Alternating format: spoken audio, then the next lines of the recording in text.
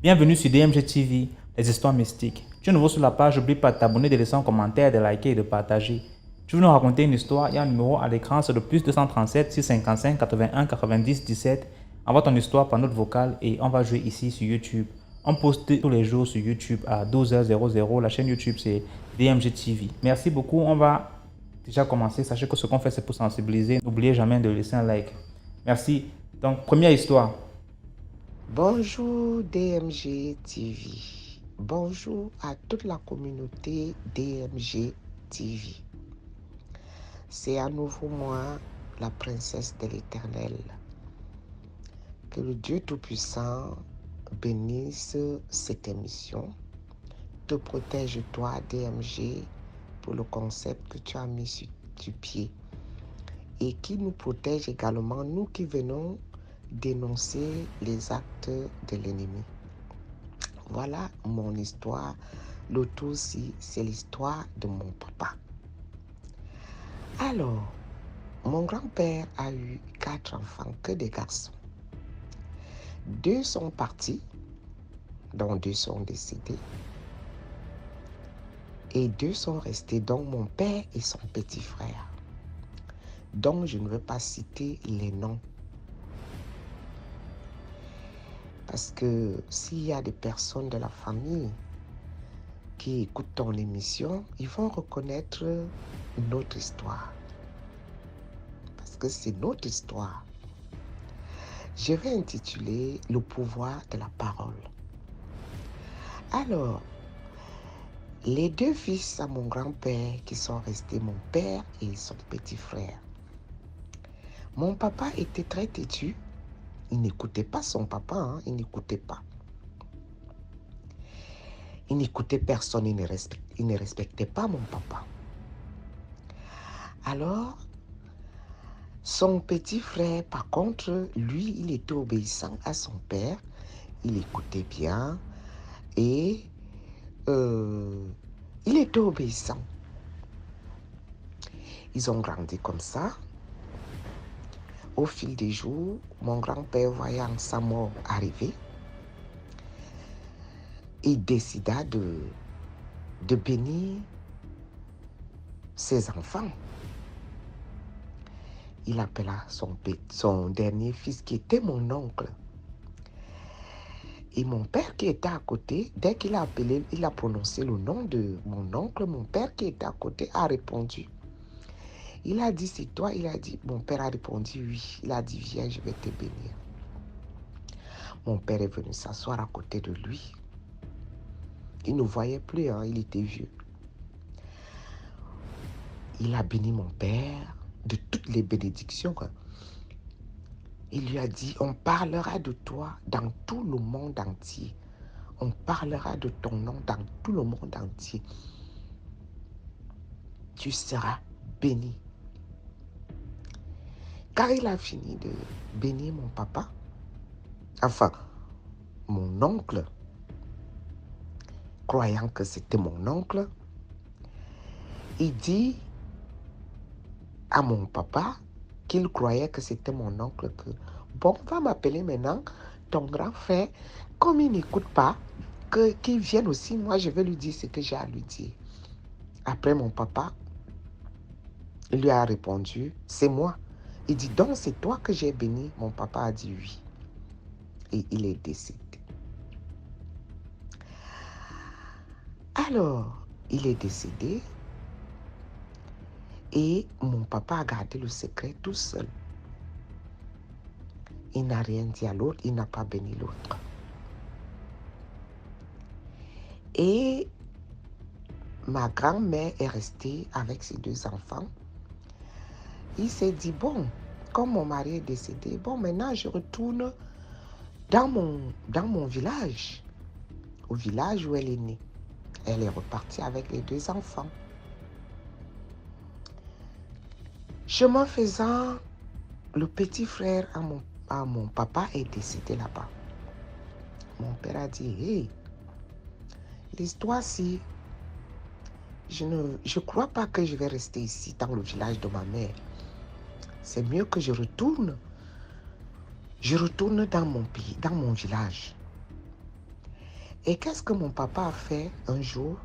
Et je vous dis bien que mon papa était têtu, parce que ma grand-mère avait un amant. Et qu'est-ce que mon papa faisait? Quand ma grand-mère faisait à manger, elle lui commissionnait d'aller déposer chez l'amant. Mon papa allait s'asseoir quelque part, il finissait de manger toute la nourriture, il revenait à la maison. Et un jour, ma grand-mère a fait des palmistes. Elle a fait un paquet. Elle a posé sur sa tête que bon, va au marché vendre les palmistes pour qu'on ait de quoi manger.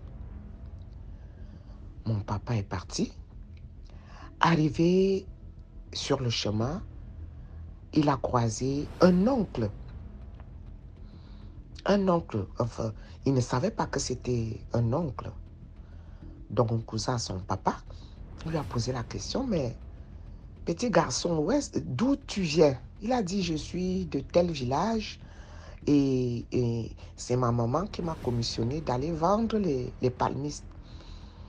Et mon oncle lui dit, moi aussi je suis de ce village-là. Et mon père a suivi cet oncle-là. Il est revenu dans notre village, c'est-à-dire au village de son papa. Il a grandi comme ça.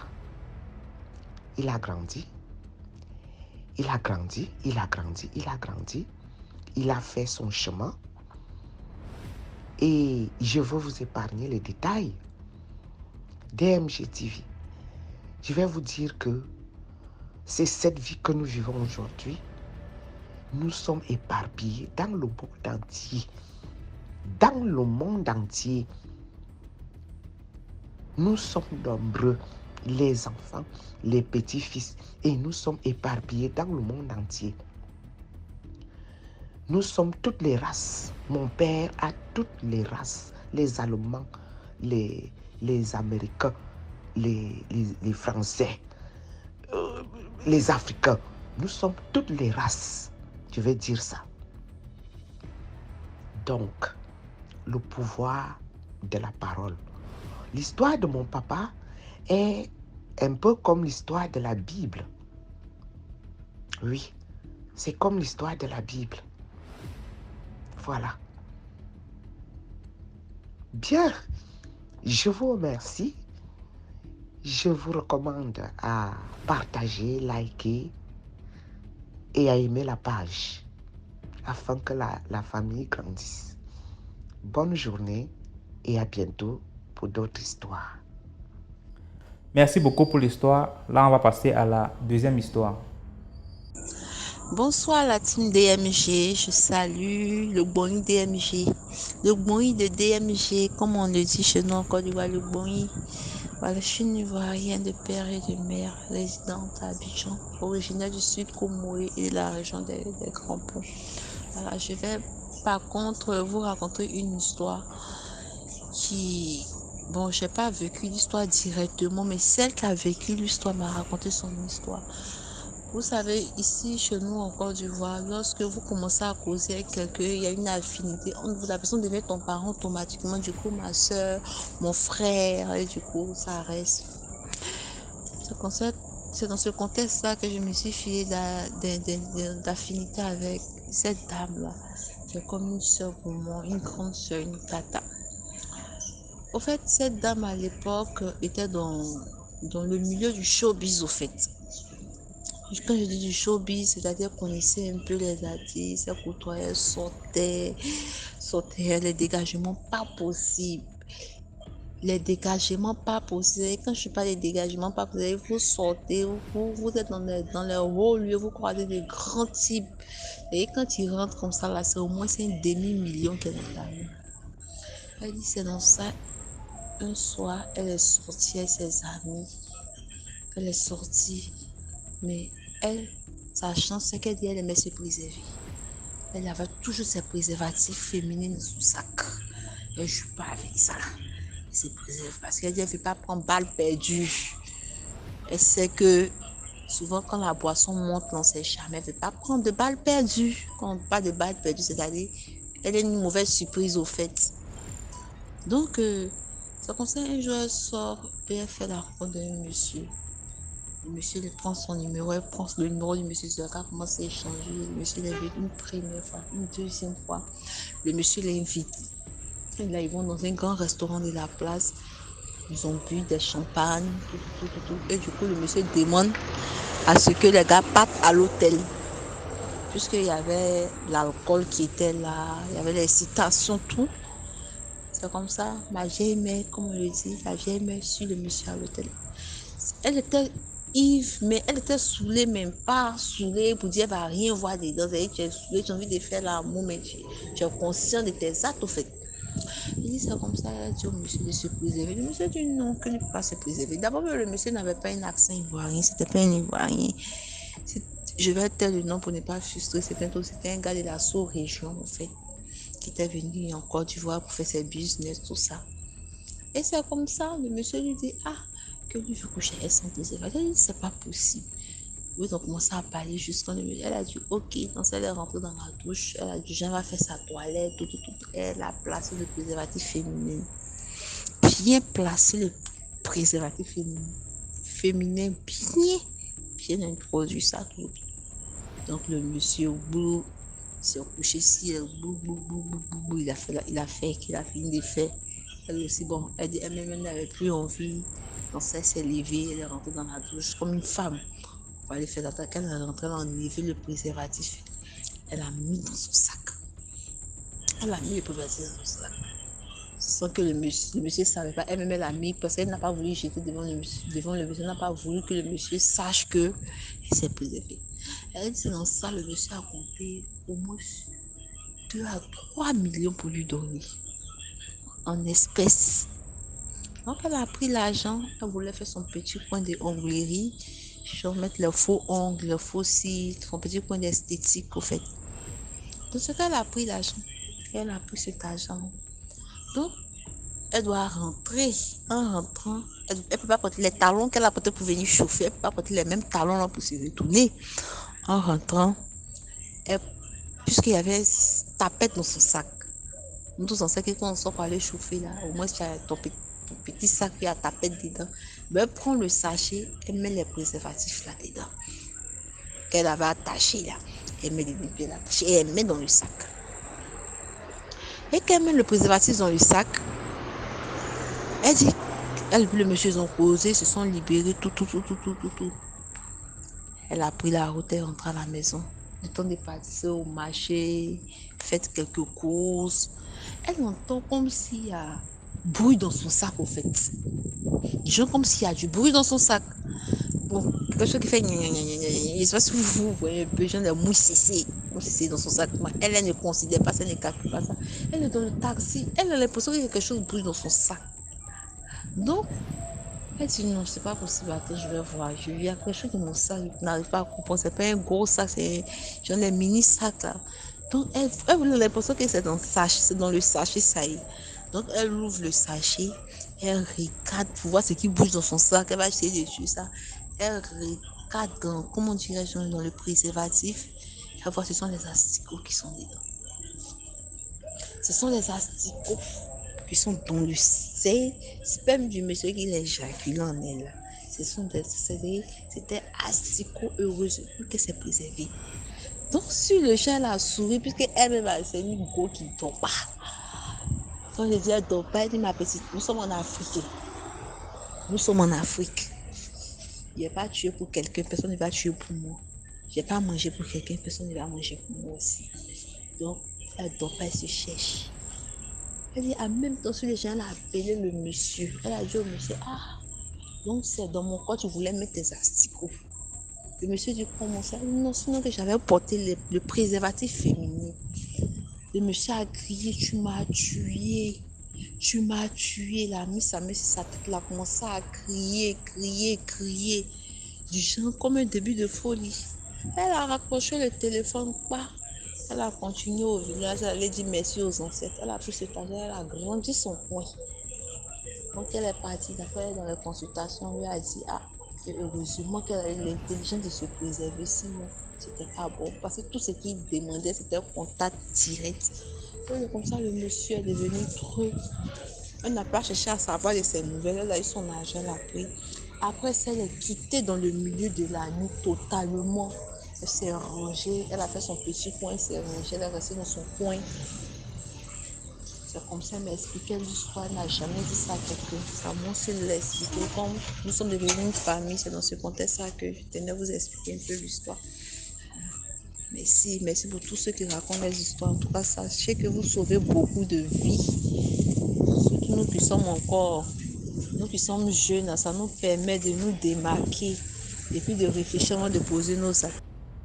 Merci beaucoup pour l'histoire. Maintenant, on passe à la troisième histoire. Bonsoir DMG TV. Bonsoir la communauté DMTG.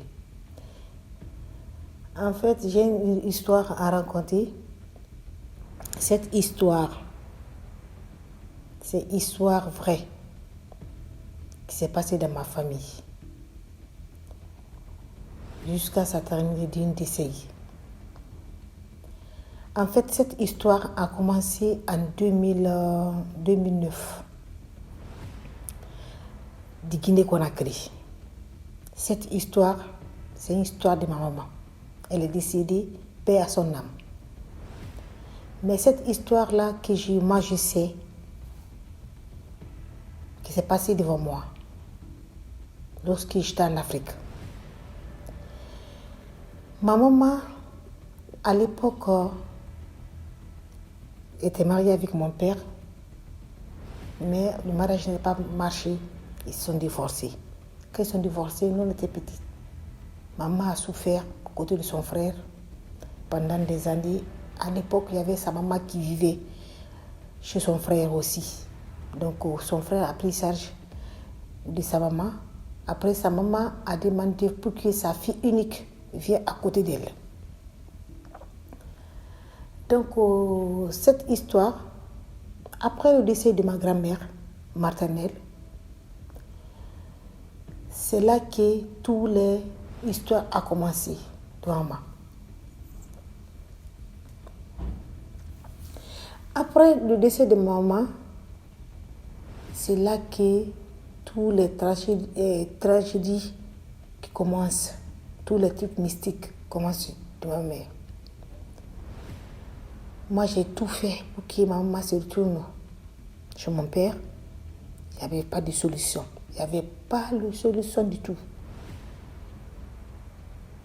J'ai tout fait. Bref. Après ça, maintenant, l'année passée, je suis grandi. Moi, j'ai pris un appartement. Quand j'ai pris un appartement, j'ai cherché l'appartement de ma maman, pour ma mère, pardon, pour qu'elle quitte chez son frère.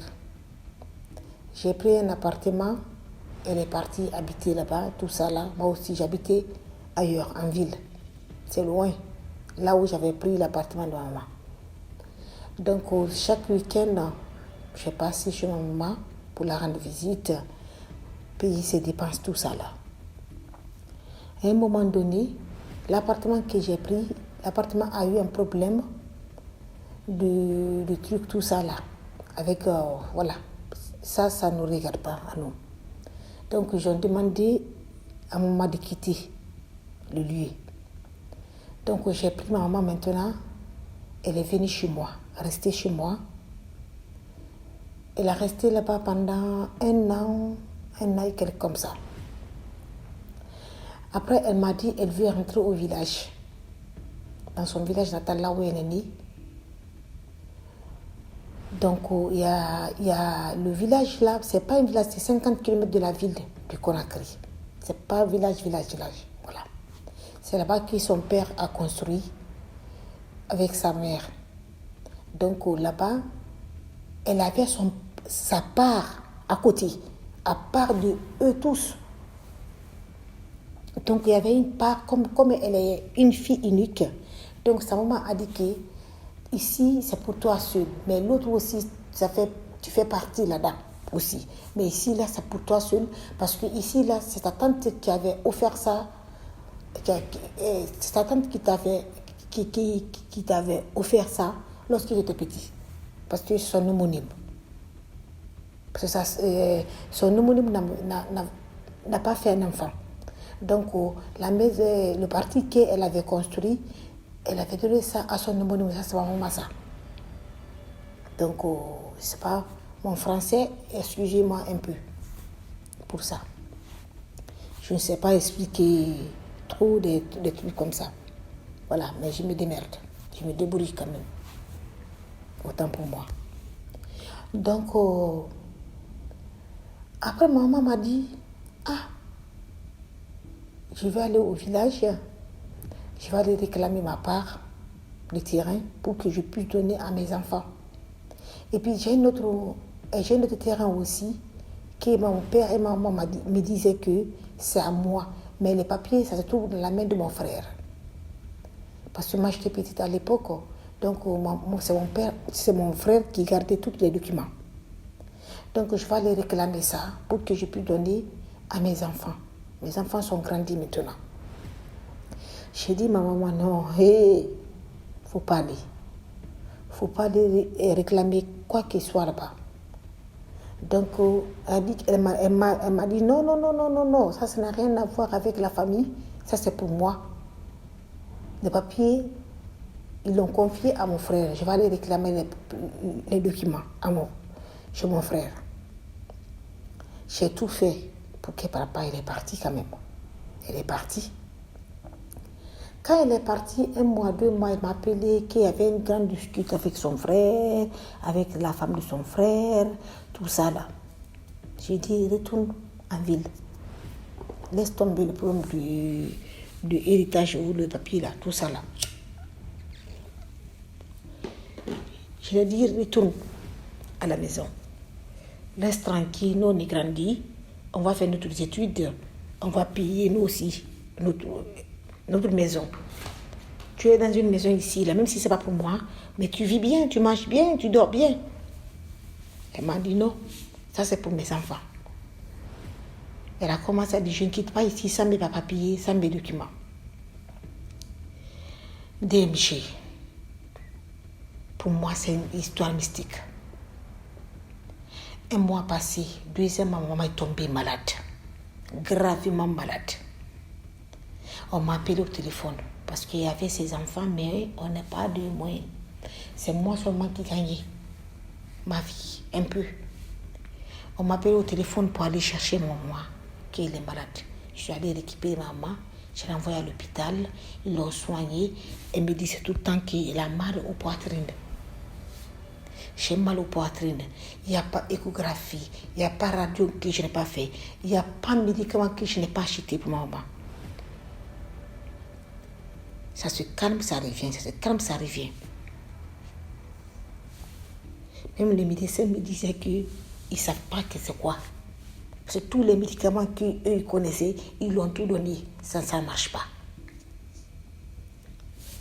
J'ai dit à maman, il ne faut pas que tu parles là-bas maintenant. Reste là, laisse le problème de héritage, tout ça là. Appelle ton frère, te dit qu'il t'annule tout. Elle m'a dit non, je vais partir. Il ne peut pas prendre ma part.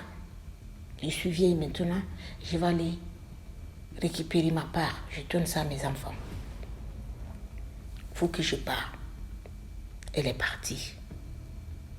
Je te le jure que DMG. 2 mois après, ma maman a rendu l'âme. Ma maman est décédée dans ma main. Le jour que ma maman est tombée, elle devrait mourir. On m'a parlé au téléphone. Je suis quittée chez moi à 6h du matin pour me rendre au village là. J'ai pris ma maman dans la voiture en rentrant dans la cour de l'hôpital. Je vois que ma maman a rendu l'âme. Tu sais, chez nous les musulmans, on dit si quelqu'un est décédé, si tu vois les yeux ouverts, ça veut dire qu'il appelle notre mort. Quand maman est décédée, ses yeux étaient ouverts. C'est moi qui étais là, j'appelais tous mes frères de venir, tout ça là. On a fait l'enterrement. Mais après l'enterrement, c'est là-bas que la guerre a commencé. Entre l'âme de ma maman et ses frères. Je te le jure, DMG, c'est une histoire vraie qui est passée dans ma famille. Après l'entraînement de ma maman, même pas 40 jours de ma maman, son frère est tombé malade. 10 jours après, son frère est décédé. Non, astafurlah, oui, c'est ça. Son frère est décédé. Ils ont fait 40 jours de ma maman, la mort de ma mère. Son frère aussi pareil. Son frère est décédé, le fils de son frère aussi est décédé. Même semaine. Elle aussi est partie, la femme de son frère aussi est décédée. Même pas 2 mois.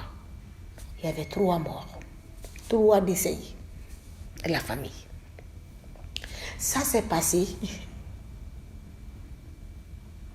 Et à son frère aussi, qui voulait aller dire à tout le monde que il y a l'enfant de mon frère est décédé, pour aller dire à la famille. Lui aussi, le moto-taxi, il a tapé sur la route. Lui aussi, il est décédé sur place.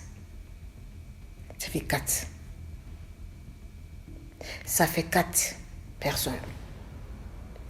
Toutes les personnes qui étaient associées de la mort de ma maman, ils sont tous partis. À 1 an, 1 année, tout le monde est parti. Sauf une seule personne. Une seule personne qui s'en foutait de tout l'héritage, tout le lien avec la famille, ni ses enfants, ni lui, tout ça là, il n'a rien à foutre. C'est lui qui vit jusqu'à présent. C'est lui qui s'en foutait de tout. Lui, c'est ses enfants, sa femme. Voilà, le reste du truc, là, il ne part même pas au village. Même s'il y a quelque chose, il ne part pas. C'est lui qui vit. Toutes les personnes, tous ses frères qui sont associés pour la tuer, pour la faire du mal, tout le monde l'a suivi à 1 année de près.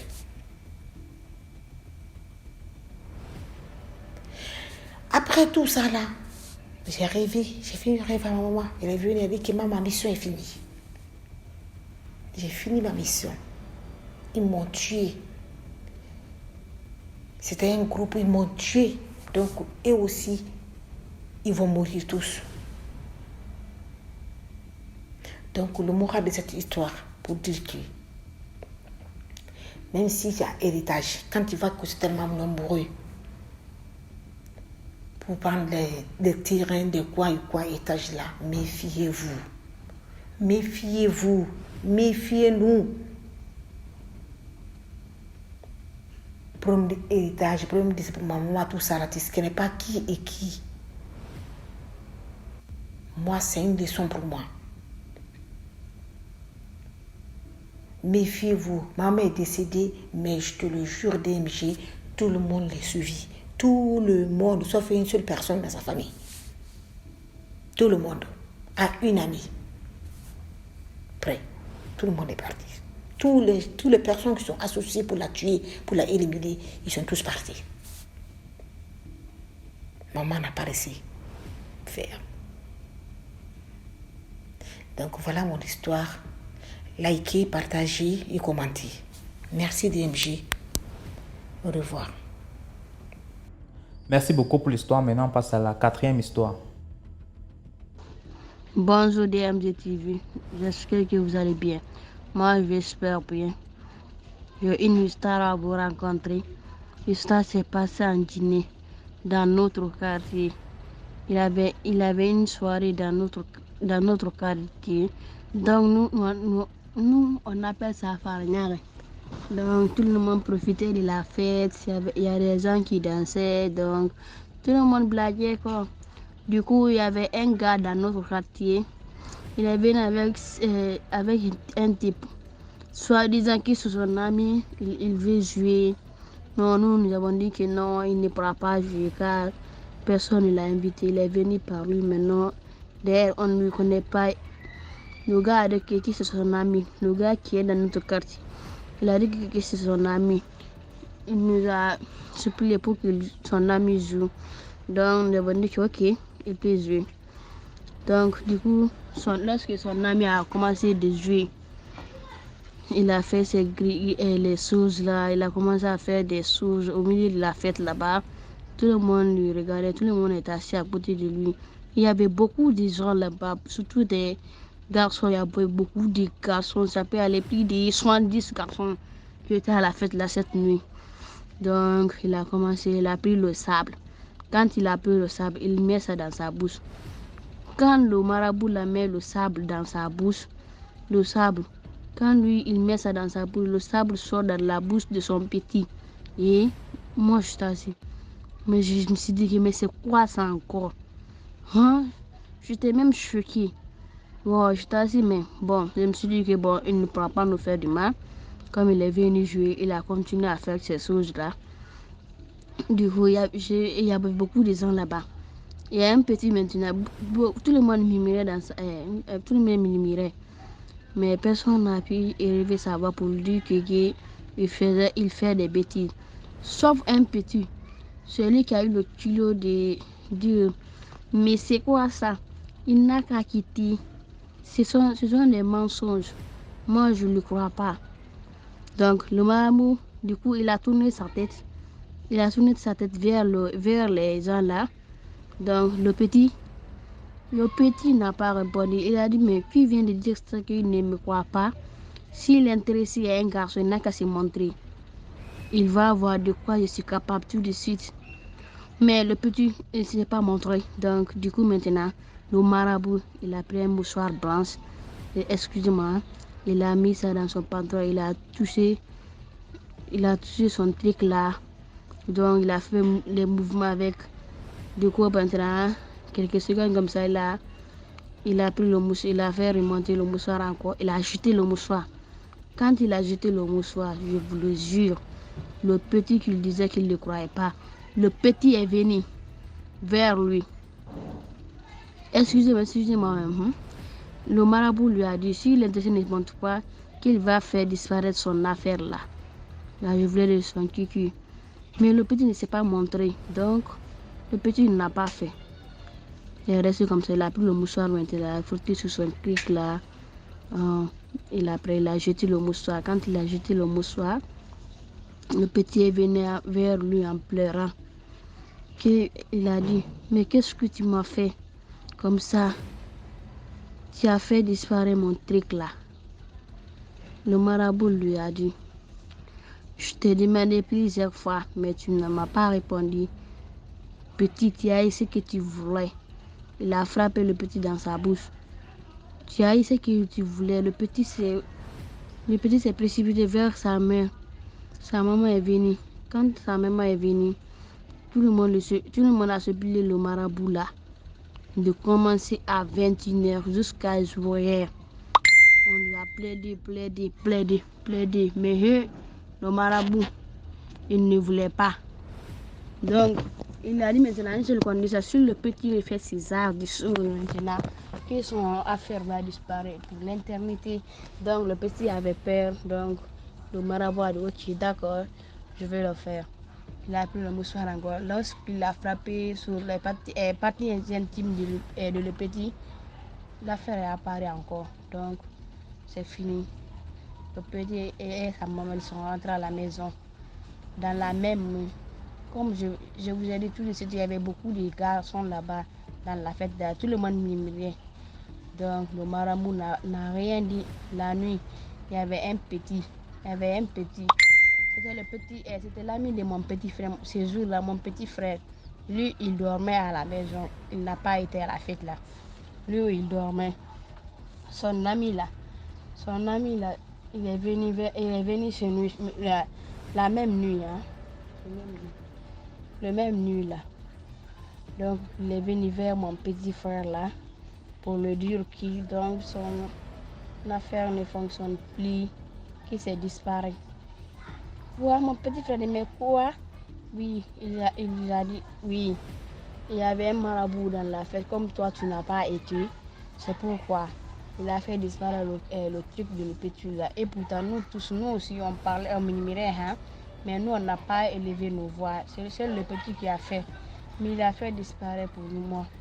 Donc, du coup, ils sont partis vers l'un de ses grands.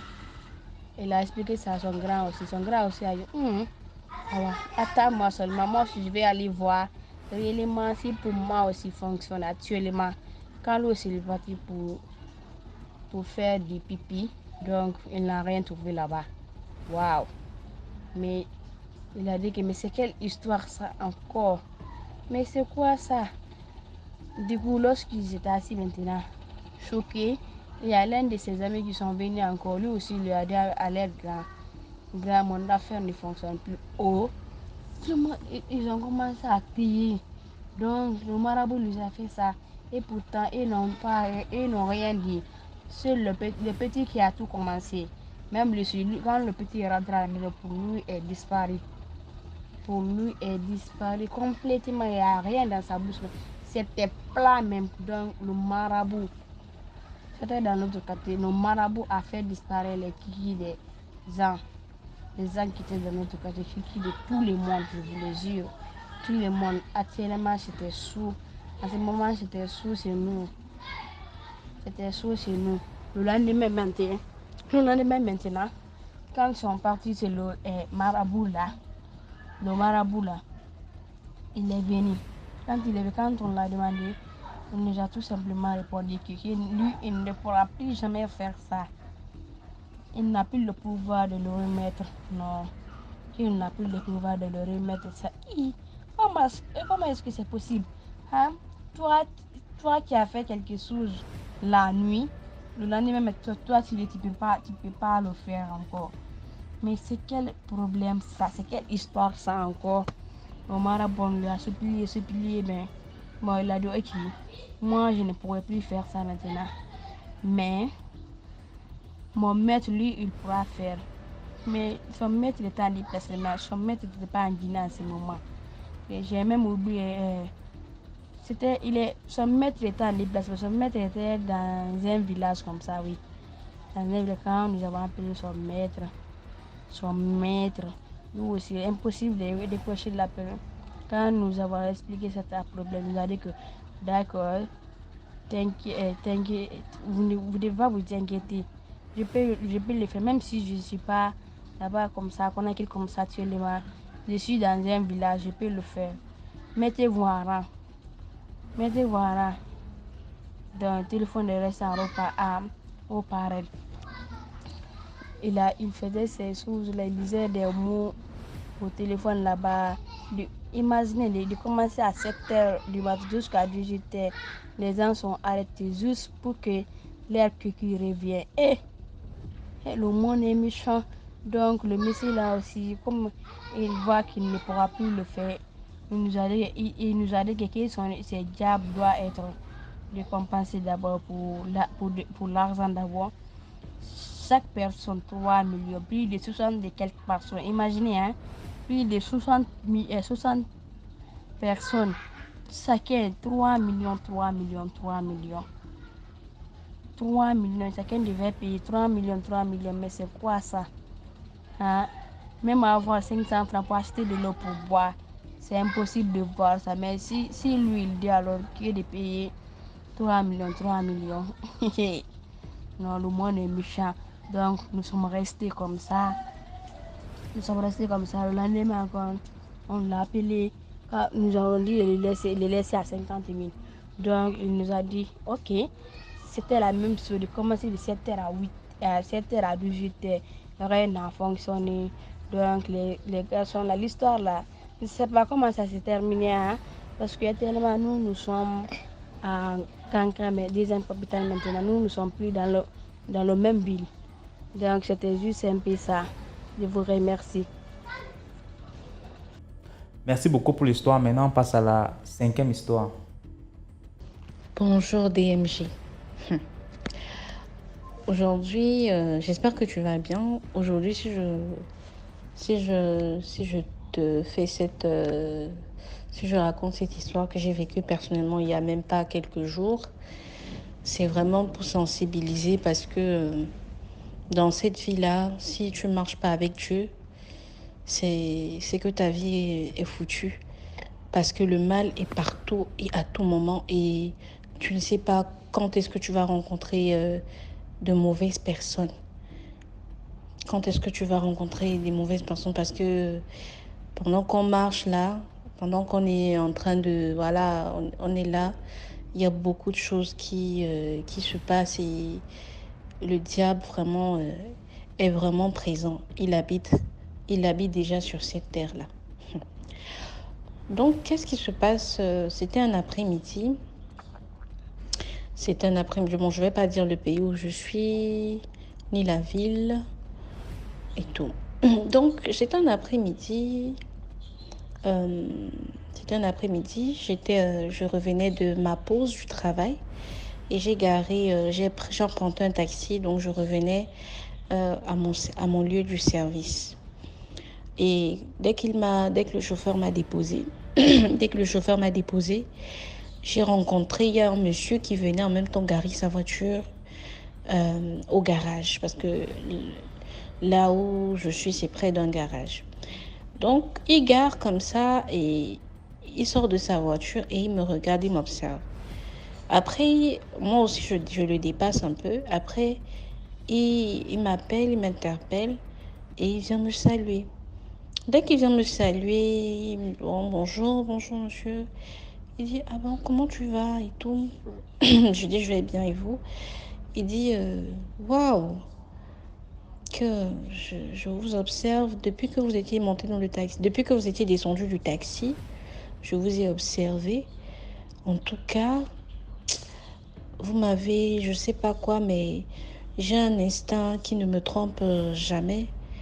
Je, je, je, je, je sens que vous allez me porter beaucoup de chance.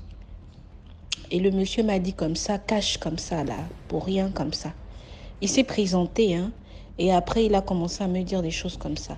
Moi, dans ma tête, je me dis, mais à quel moment, comment ça, quelqu'un que je connais pas, il vient m'aborder dans la rue comme ça, pour me dire que je vais lui apporter beaucoup de chance et tout ça, de prendre son contact.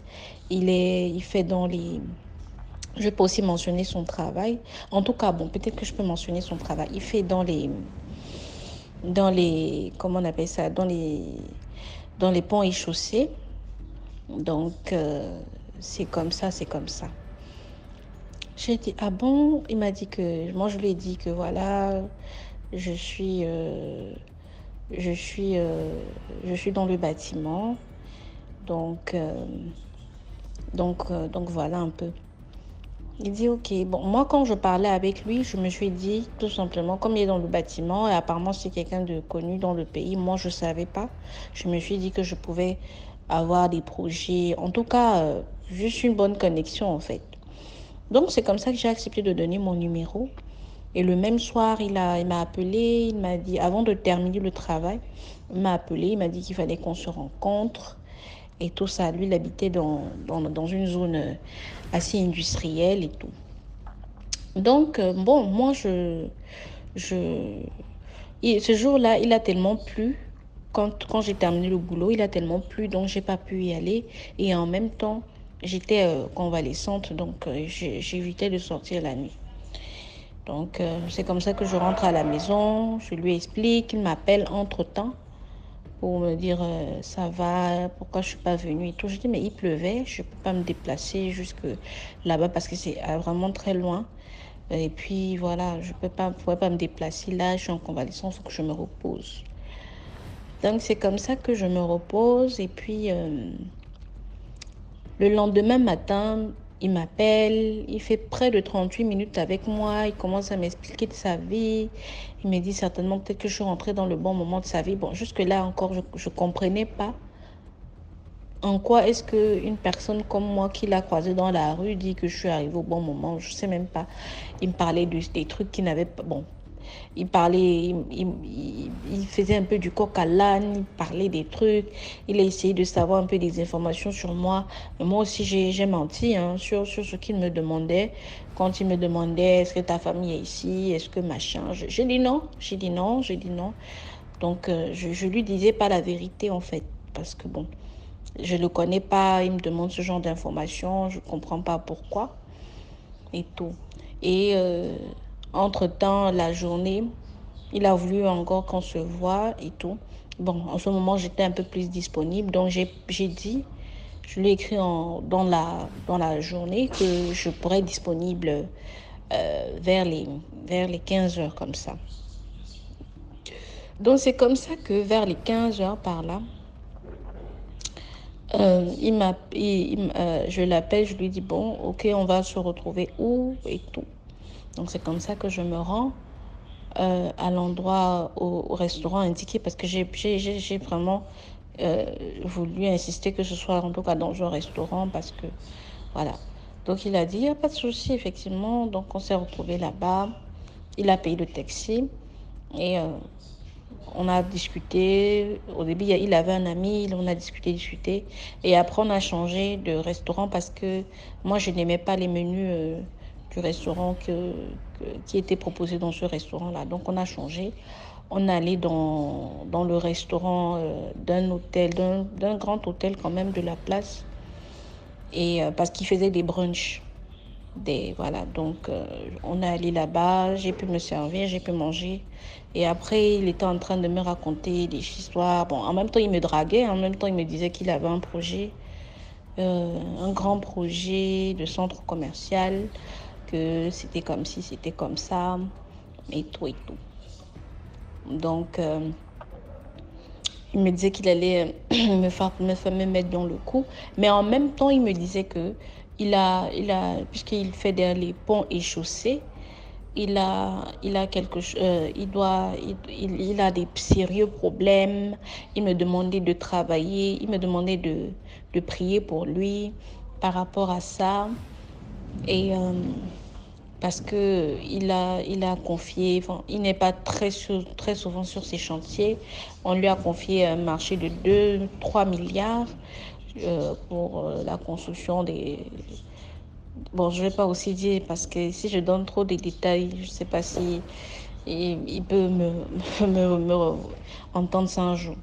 Donc, c'est comme ça que... Oups. Donc, c'est comme ça que... il me raconte, il me disait que si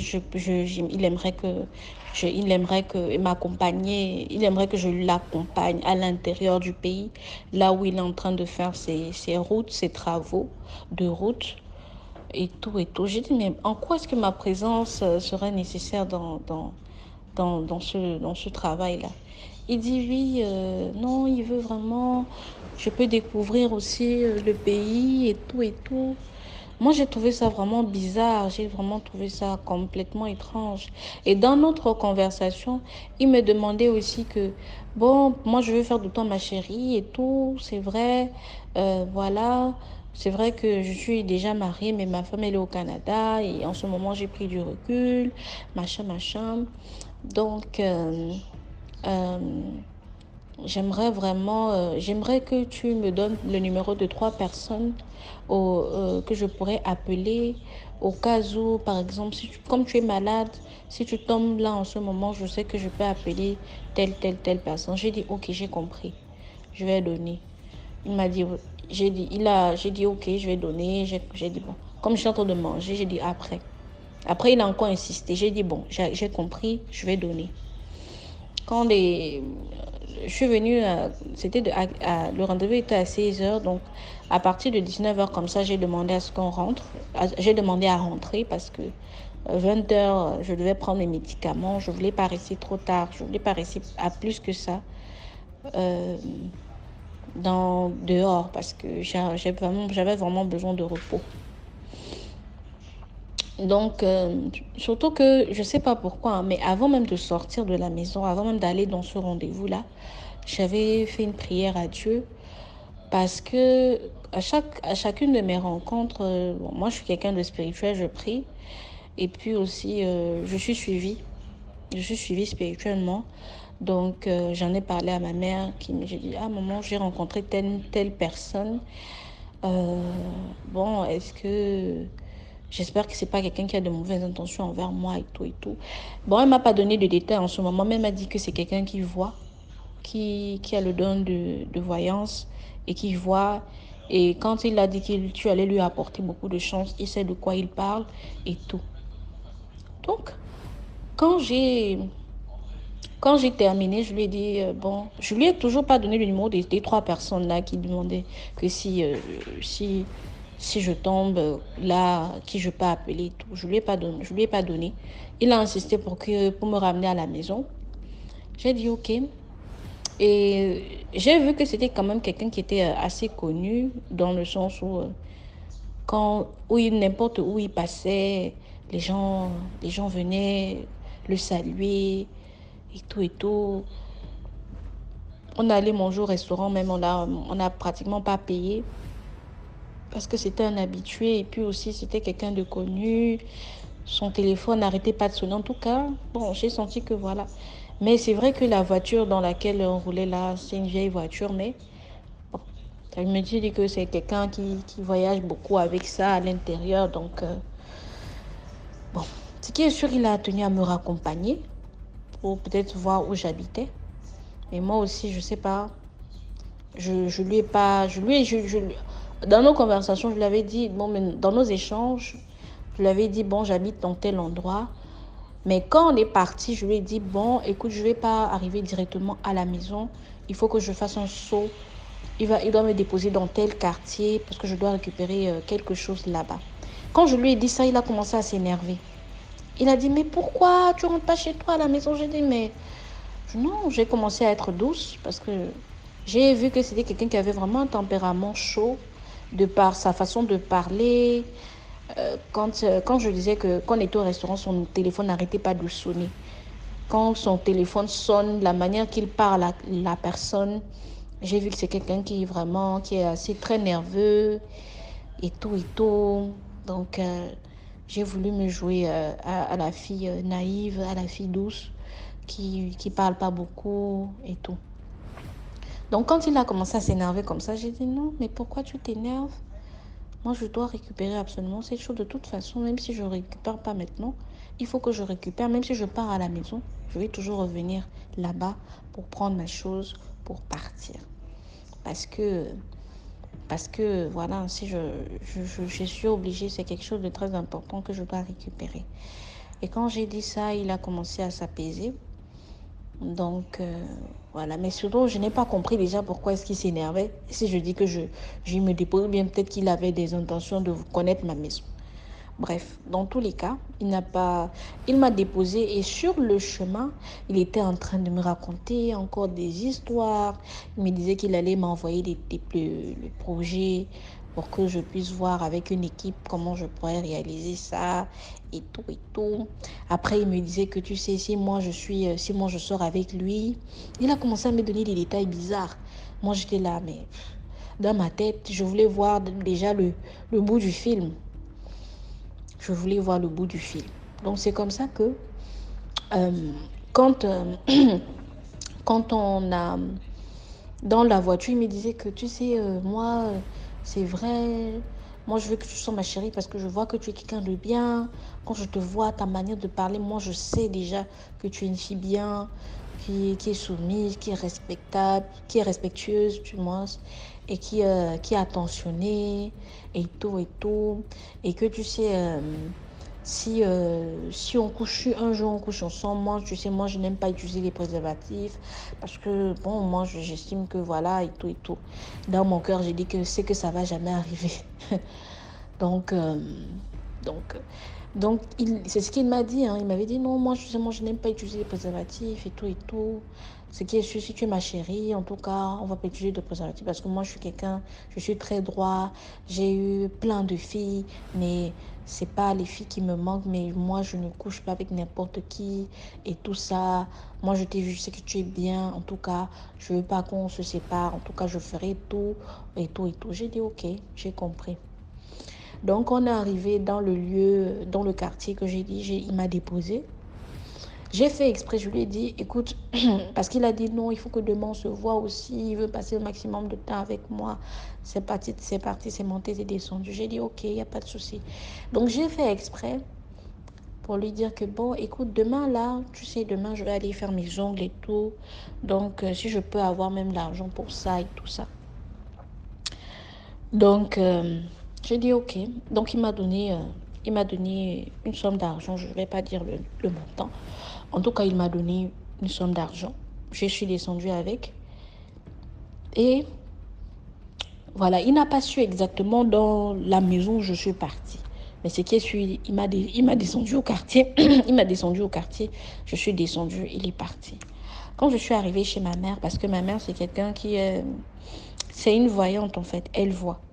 Donc, dès que je suis allée lui dire ça, je suis allée lui raconter, voilà, le monsieur, il m'a parlé de ceci, il veut insister pour que je voyage avec lui, machin, machin, machin, machin. Elle dit, hé, on a commencé à prier, et puis elle a commencé, en tout cas, elle a commencé à voir. Elle a dit, non, le monsieur est là. Elle dit, le monsieur est là, des MG. C'est vraiment pas quelqu'un de bien du tout, du tout, du tout. Et qu'effectivement, il a des problèmes, mais il cherche un sacrifice. Et que c'est pas n'importe qui est bon pour le sacrifice. Donc, quand il t'a vu là, il a déjà des plans sur toi comme ça. Donc déjà, méfie-toi de lui. Ne cherche même pas à aller, à voyager. Ne fais même pas quoi que ce soit avec lui. Parce que c'est un monsieur qui a déjà de mauvaises intentions. Il est prêt à faire du n'importe quoi parce que c'est quelqu'un même qui fait déjà dans les sacrifices. Et c'est quelqu'un de très connu. Il est dans la politique et tout ça. Là, il fait beaucoup de choses. Il fait beaucoup de mauvaises choses. Il n'a pas le sang-froid. Et il travaille avec des gens qui n'ont pas d'état d'âme. Donc s'il doit te tuer, il va te tuer tranquillement. Et que c'est même quand elle m'a dit que même le monsieur que tu vois, tu es là comme ça là, il était armé, il avait un pistolet silencieux dans sa poche.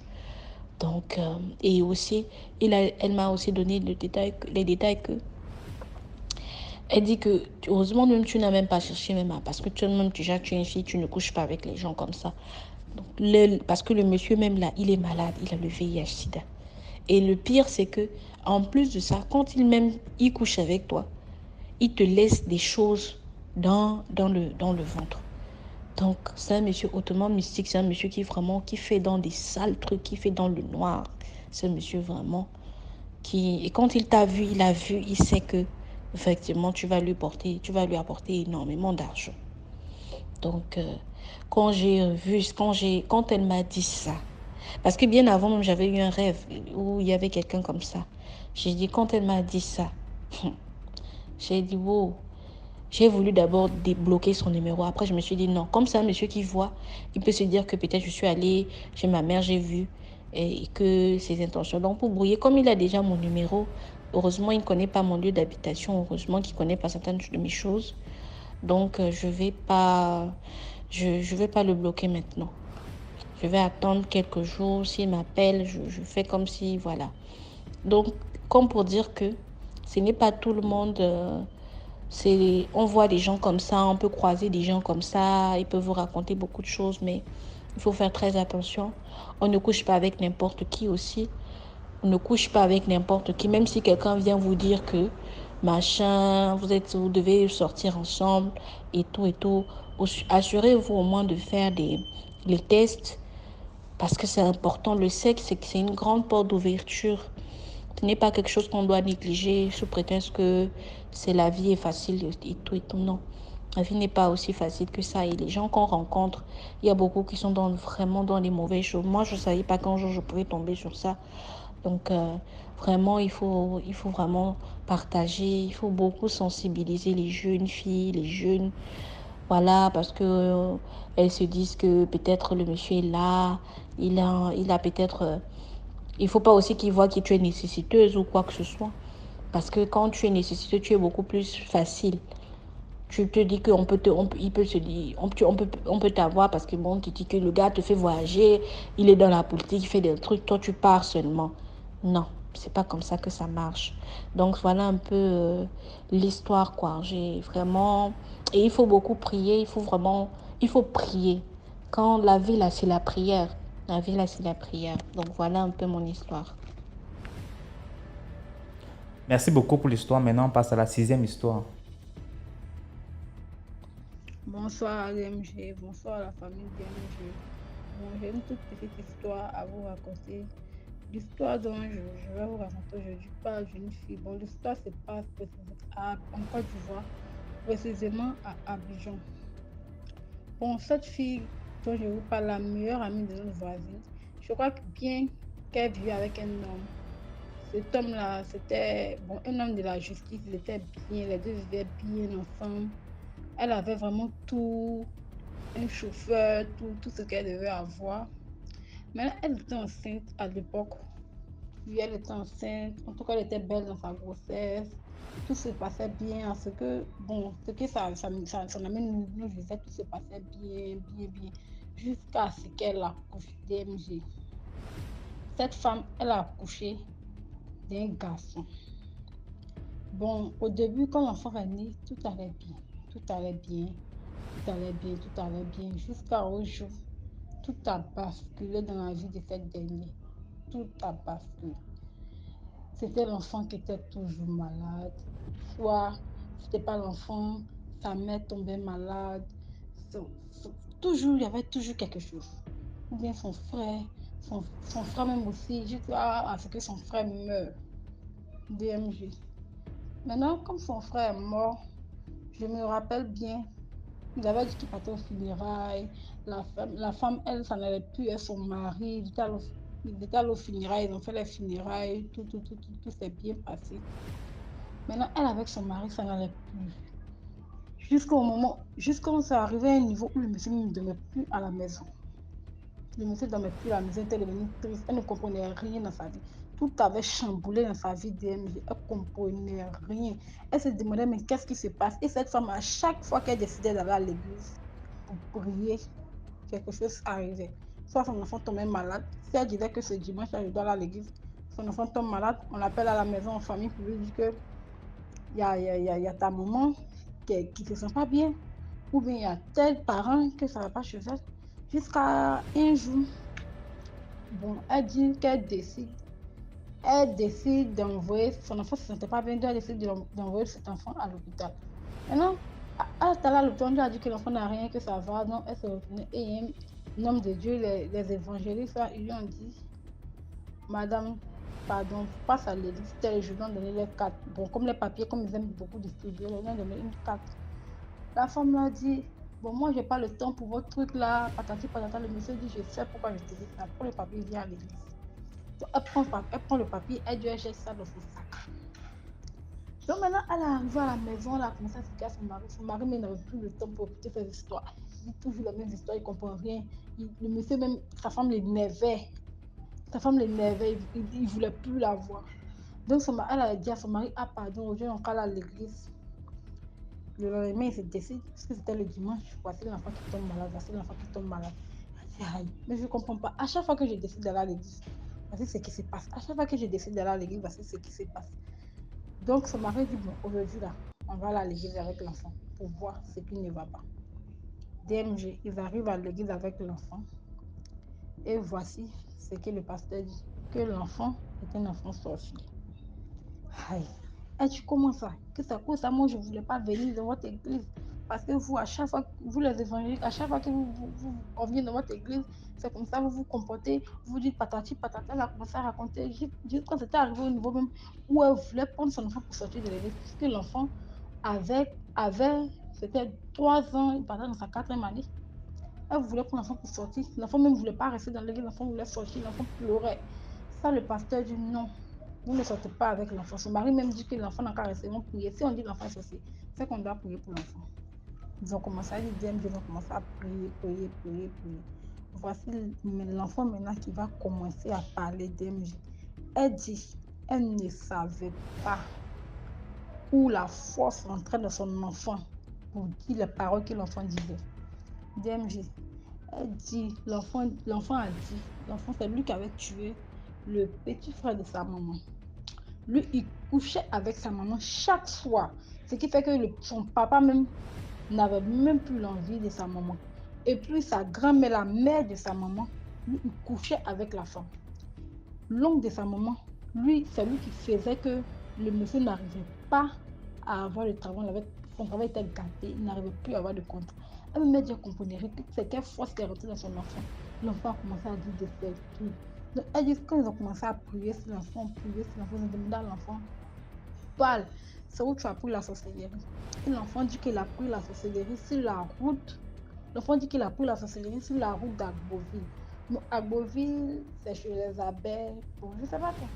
L'enfant dit qu'il a pris la sorcellerie sur la route d'Agboville. Parce que son papa est allé à un séminaire, ouais. Il a pris son âme a suivi son papa, arrivé avec la croisée des enfants. Et les enfants ont donné quoi à manger, je sais pas. L'enfant a pris la sorcellerie à Beauville. Nous avons commencé à prier. Il a dit DMG. Quand on priait, l'enfant est brûlé sur le champ. Elle me dit ça. Elle pensait que c'était un rêve, elle voulait se réveiller. L'enfant est carrément brûlé charbon. Et ça, le pasteur lui a dit, tout ce qui s'est passé dans votre vie, c'était cet enfant-là. C'était cet enfant-là qui faisait. Elle dit, l'enfant était carrément brûlé. L'enfant est décédé sur le champ. Tout le monde, les gens commençaient à bombarder l'enfant avec le feu de Dieu. Maintenant, quand l'enfant est décédé, DMG, elle avec son mari, ça n'allait plus trop. La relation était gâtée. Donc, son mari lui a demandé ce qu'elle voulait faire. La dame a dit qu'elle voulait faire la couture. Donc, si je crois bien, son mari a fait un atelier de couture pour elle. C'est là-bas, elle partait, mais DMG, actuellement, je vous parle, la femme ne s'est plus retrouvée. La femme s'est carrément pas retrouvée. Elle est devenue bizarre. La femme qui était bien en santé, c'est vrai qu'elle n'était pas grosse, mais elle était bien là. Mais la femme est devenue maigre. Non, vraiment. DMG, bon, c'était ma petite histoire. C'était juste pour dire de faire très attention parce qu'on ne sait pas où l'ennemi, à quel moment l'ennemi peut attaquer. On ne sait pas à quel moment la sorcellerie. Vraiment, dire à nos parents de faire très attention avec les enfants, vraiment. Merci. Voilà, c'était tout pour aujourd'hui. J'espère que vous avez aimé la vidéo.